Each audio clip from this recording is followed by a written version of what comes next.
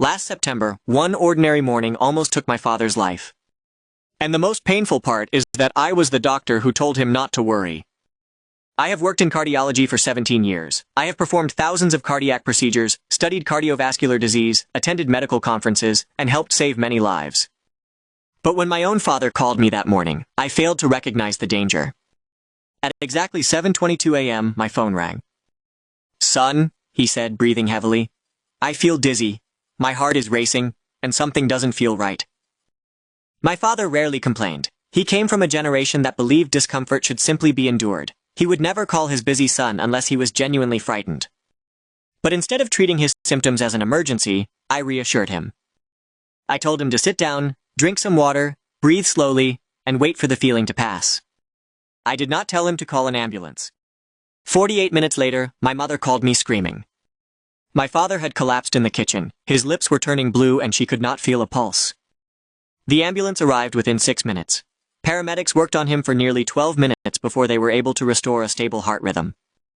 As a cardiologist, I knew exactly what those 12 minutes could mean. Brain damage, permanent disability, organ failure, death.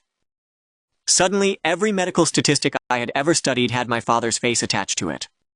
At the hospital, I stood in my white coat and watched the emergency team fight to save him. Despite all my training and experience, I felt completely powerless. After his condition stabilized, the emergency physician pulled me aside and asked one simple question. "What was your father doing before the symptoms began?" I did not know. So I called my mother and asked her to describe his morning. She told me that nothing unusual had happened. He had followed the same routine he had practiced every morning for the previous 8 months. That was when I realized something important. The routine itself did not appear dangerous.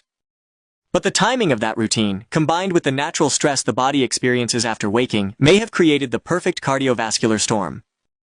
Before we continue, answer this honestly. What is the first thing you normally do after waking up?